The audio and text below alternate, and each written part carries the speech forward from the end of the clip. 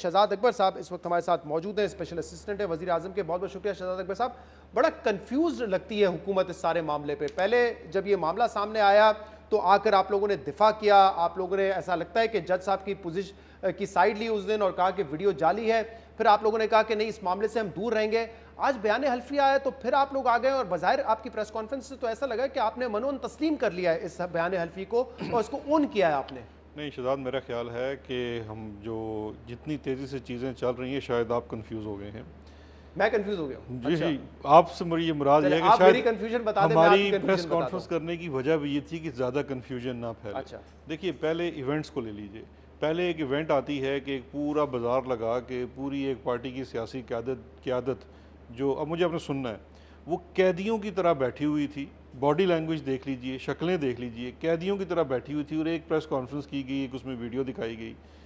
میں آج بھی یہ کہتا ہوں، پہلے دن سے کہہ رہا تھا کہ اگر اس ویڈیو میں اور اس ویڈیو سے آپ کو واقعی ہی لگتا ہے کہ آپ کے ساتھ زیادتی ہوئی ہے اور اس ویڈیو میں جتنی باتیں ہیں وہ بالکل درست ہیں اور اس طرح سے جیسے آپ نے بیان کی، تو کیا پریس کانفرنس اس کا فورم تھا یا عدالت اس کا فورم تھا؟ کیونکہ ریلیف تو آپ کو عدالت سے ملنا ہے نا، جہاں پہ آپ کی اپیل پینڈنگ ہے. نمبر 1. اس کے بعد اس وقت جو ہمارا تھا کہ اس کا فورینزک بھی ہونا چاہیے اور اس کا بالکل پوری تفتیش ہونی چاہیے یہ معاملہ کیسے ہوا. کیونکہ آپ یہ بالکل نہ بھولیے کہ 2 کیسز اس عدالت میں تھے، ایک میں بریت بھی ہوئی ہے تو اس کی اپیل بھی پینڈنگ ہے نیاب کی. تو ہمارا تو یہ بھی کہنا ہے کہ وہ بریت کیسے ہوگی، یہ تو ہم نے پہلے کہہ دیا.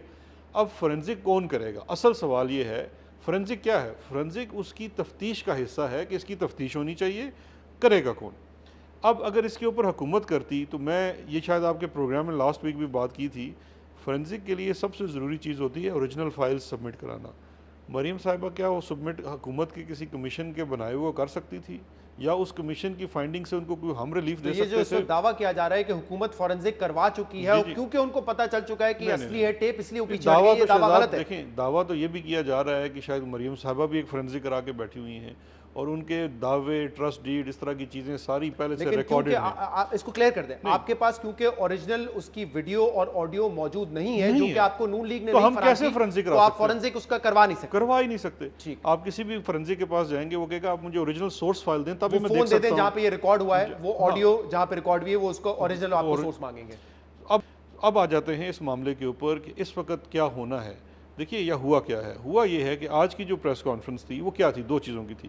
ایک تو یہ تھا کہ ایک ہمیں خط موصول ہوا ہماری لا منسٹری کو اور اس خط کے اندر اسلام پرسوں سے چل رہا تھا، وہ جج صاحب شاید 2 دفعہ گئے بھی ہیں، انہوں نے اپنے آپ کی کوئی جو بھی بپتا بیان کی ہوگی. خیر اس کے اوپر جو ہمیں آج مراسلہ ملا اس میں ایک ان کی پریس ریلیز پہلے کی اور ایک ایفیڈیوٹ ان کا 4 صفحوں کا جس کو پڑھ کے آپ کے چاروں طبق روشن ہو جاتے ہیں.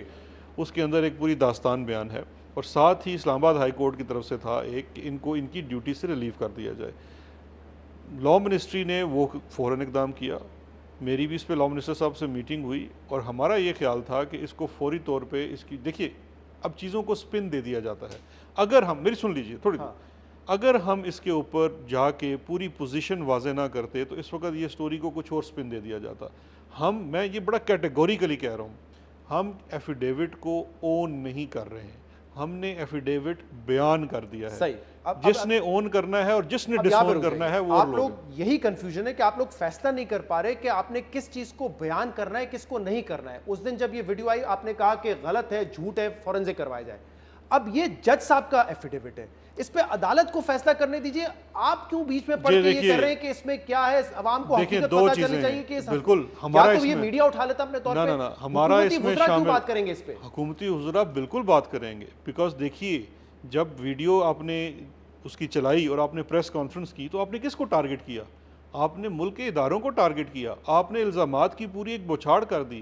اب اس کے بعد جب یہ ایفیڈیوٹ آتا ہے اور وہ ایک چیز بیان کرتا ہے اور یہاں قوم کو یہ نہیں بھولنا چاہیے کہ پریویس کنڈکٹ کیا ہے.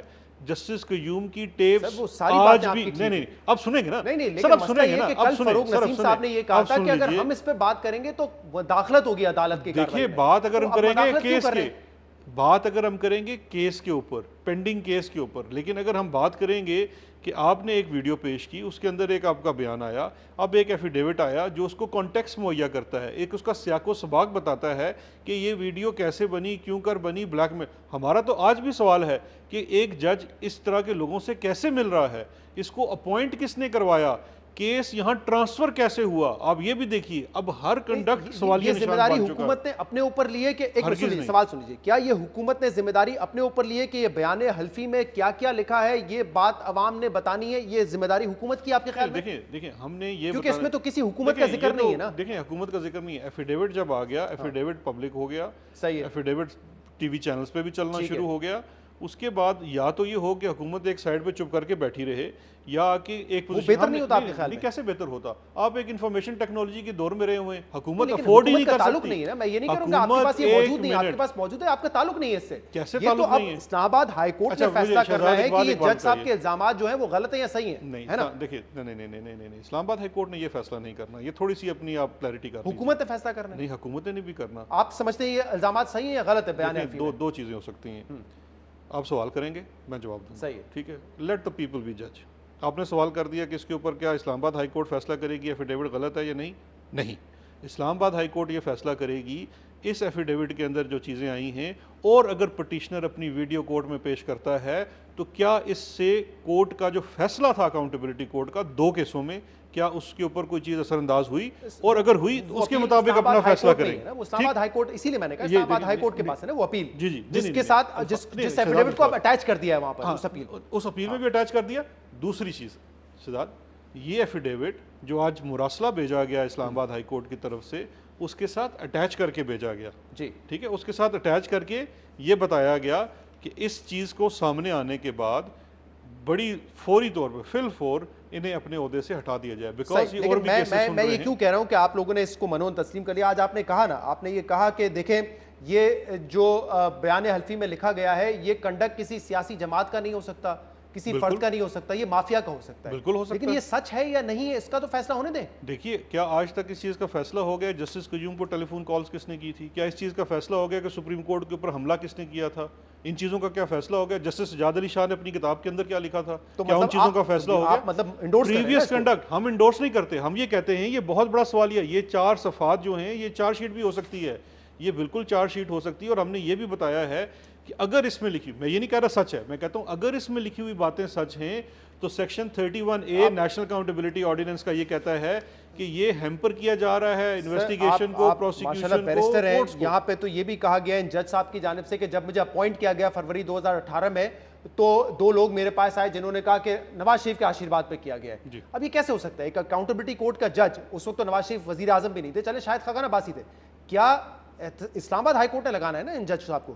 اپوائنٹمنٹ کس نے کرنی ہے؟ اس نے اپوائنٹمنٹ ہوتی ہے لا منسٹری کی طرف سے آن ریکمنڈیشن آف کورٹ, ٹھیک ہے. تو کورٹ نے کیا جان بوجھ کے نواز شریف کے کہنے پہ ارشد ملک کا نام دیا, اور پھر کورٹ کے کہنے پہ جب نام لا منسٹری بھی گیا تو انہوں نے لگایا؟ یہ الزام درست مان رہے ہیں ہم الزام درست نہیں مان رہے, ہم الزام کو بیان کر رہے ہیں کہ یہ ان کو بتایا گیا کہ 2 چیزیں ہیں, 2 فیکٹس ہیں جو آپ کو اپنے سامنے رکھنے ہیں, یہ ذرا ذہن میں رکھیے گا. ایک چیز یہ بیان کی گئی کہ ہمیں اس کورٹ میں, انہوں نے آگے کہا, ان کے حواریوں نے کہا, جن کی ابھی قربت بھی آپ دیکھ سکتے ہیں کتنی ہے نواز شریف صاحب سے, ناصر جنجوعہ صاحب کوئی عام شخص نہیں ہیں وہ. اگر آپ اس پہ ماگلا روڈ پہ جاتے ہیں, مڈ جیک ہاؤس یہ ہیڈ کوارٹر تھا, میں گارنٹی سے کہتا ہوں پورے پاناما کیس کے دوران this was the headquarter, یہاں سے بیٹھتے تھے, یہاں سے نکلتے تھے, آپ کے میڈیا کے سارے کیمرے وہاں سے فالو کرتے تھے. وہ شخص دوران یہ جیسی ان کی اپوائنٹمنٹ ہوتی ہے وہ جا کے ان کو یہ کہتا ہے, سچ ہے یا غلط ہے یہ اس کا فیصلہ ہونا ہے, لیکن وہ بیان یہ کر رہے ہیں کہ وہ جا کے ان کو یہ کہتا ہے, تو یہ کڑیاں تو ملتی ہیں اور پھر وہ ان کے ساتھ مل بھی رہے ہیں. لیکن آپ تھوڑا سا ذہن بھی لگاتے ہیں نا, آپ یہ ذہن لگاتے ہیں یہ فیصلہ کرنے کے لیے کہ ٹھیک ہے عدالت نے فیصلہ کرنا ہے, صحیح غلط ہے, لیکن جب یہ ساری باتیں اکاؤنٹیبلٹی کورٹ میں ہو رہا تھا معاملہ تو مونے سامنے نہیں رکھی گئی. ارشد ملک صاحب نے اسلام آباد ہائی کورٹ کے جج کے سامنے نہیں رکھی, چیف جسٹس کے سامنے, جن کے ماتحت یہ آتے ہیں, تو سوال تو پیدا ہوتا ہے کہ اس وقت کی باتیں کیوں نہیں کی آپ نے؟ بالکل, اور یہ سوال جج سے ہوگا اور یہ سوال کہ ایک شخص کو آپ سزا دینے کے بعد آپ ملتے ہیں, ایک جج کا جب ایسا کنڈکٹ ہوگا, جو انہوں نے خود کہا ہے کہ میں نے نواز شریف سے ملاقات کی, اس کو سزا دی, پھر ملاقات کی, پھر میں نے اس کے بیٹے سے بھی ملاقات کی جو کہ مفرور ہے, ابسکانڈر ہے, جب ایک جج کا یہ کنڈکٹ ہوگا تو کیا ایک جج کی ایسی باتوں پہ ہم عمل لے آئیں, اس پہ تسلیم کر رہے ہیں ان باتوں کو؟ یہ تو شہزاد اس پہ تسلیم اس کو کون کر رہا ہے؟ 2 چیزیں ہیں. دیکھیے یہ آپ اس چیزوں کو پورے اس کو دیکھیں نا پرسپیکٹیو میں, پورا پرسپیکٹیو کیا ہے. کیا میں آپ سے ایک سوال کرتا ہوں, آپ نے اس پریس کانفرنس کے اوپر اس میں دکھائی والی ویڈیو کے اوپر آپ ایمان لے آئے؟ آپ اسے مانتے ہیں؟ بالکل نہیں لائے نا، ظاہر سی بات ہے، فوراً اس پہ بھی مت لائیے. ہم بھی یہ کہتے ہیں نہ ہم وہ ویڈیو میں تو نہیں، مجھے لگتا ہے آپ اس پہ ایمان نہیں لے کر آئے، آپ اس پہ لے کے آ گئے.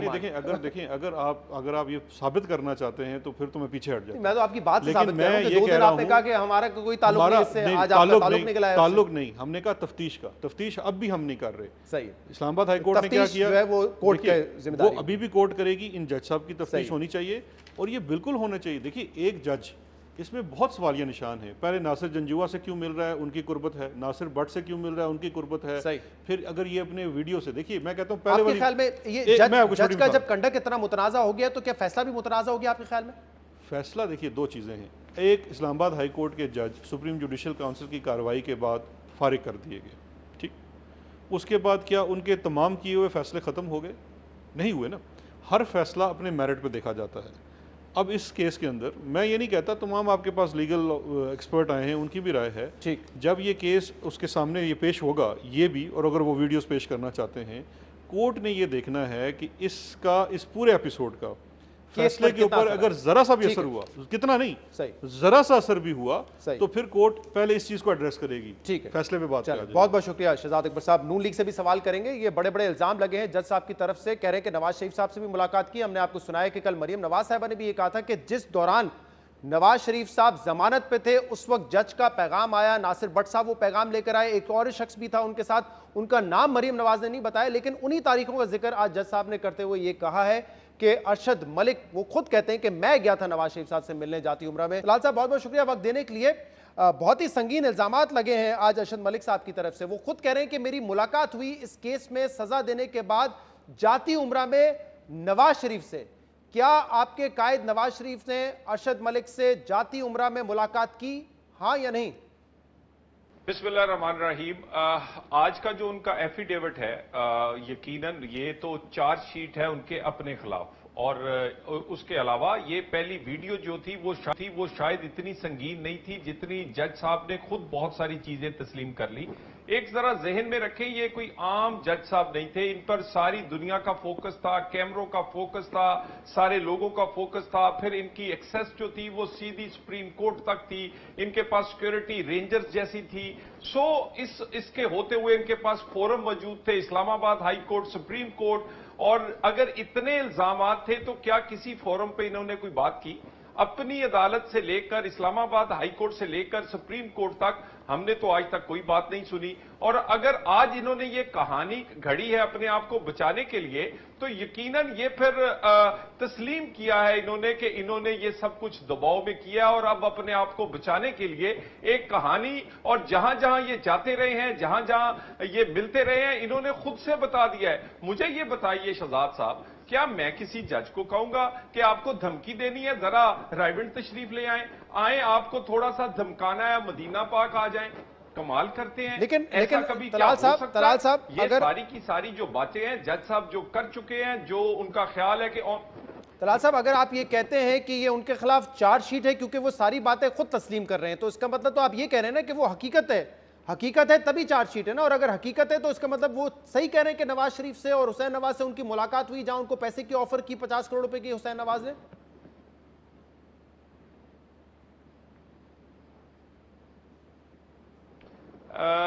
میں نے آپ سے یہی کہا کہ اگر انہیں کوئی آفر کی گئی ہوتی تو یقیناً ان کے پاس ایکسیس تھی سپریم کورٹ کی. ان کو ایک جج صاحب مانیٹر کر رہے تھے، سپریم کورٹ تک ان کی ایکسیس تھی. ہر 15 دن بعد وہ ادھر جاتے تھے. عدالت میں وہ بہت سارے معاملات کا نوٹس لیتے تھے. ایون عدالت میں تھوڑا سا شور بھی ہوتا تھا تو وہ ناگواری کا اظہار کرتے تھے.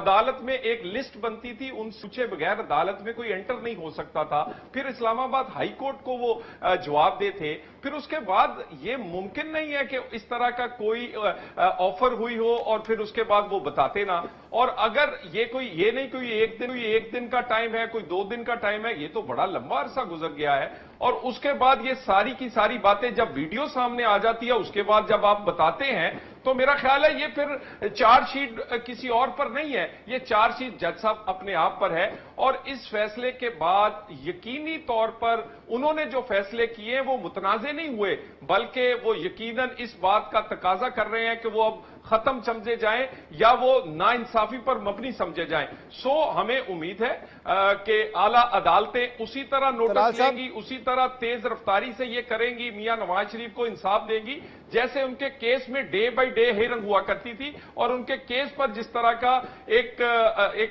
पहले जैसे केसों पे इस तरह की तेजी नहीं देखी गई थी। तलाल साहब, आप लोगों ने ये भी कहा था, आपकी जो प्रेस कॉन्फ्रेंस थी मरीम नवाज साहिबा ने की, उसमें कहा कि जज साहब को एक वीडियो दिखाई गई, उस वीडियो के जरिए उन पर दबाव डाला गया ताकि नवाज शरीफ साहब के खिलाफ फैसला सुनाया जाए। लेकिन इस एफिडेविट में उन्होंने ये कहा है कि मुझे मेरी एक गैर अखलाकी वीडियो दिखाकर मुझ पे ये दबाव डाला गया कि आप ये बयान दें कि नवाज शरीफ का जो आपने फैसला दिया है वो दबाव में दिया गया था। वो तो ये कह रहे हैं जज साहब कि ब्लैकमेल नून लीग ने किया है, वीडियो नून लीग ने दिखाई है, जिस वीडियो का जिक्र बड़ी तफसील में मरीम नवाज साहिबा ने भी किया था कि उनको वीडियो दिखाई गई जो कि गैर अखलाकी थी।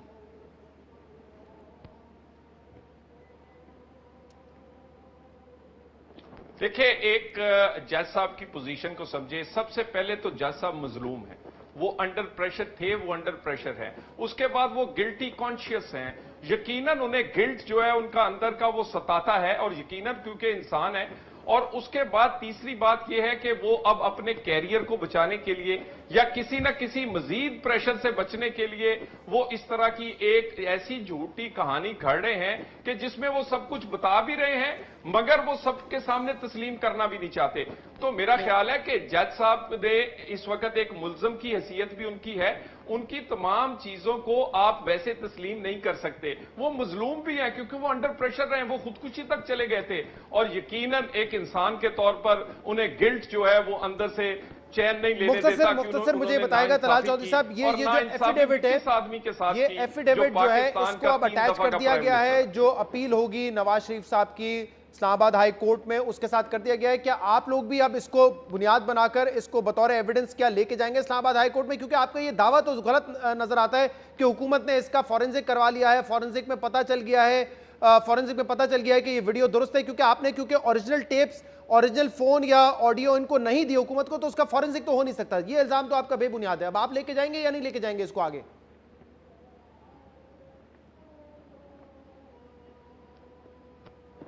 देखिए, दो हिस्से हैं।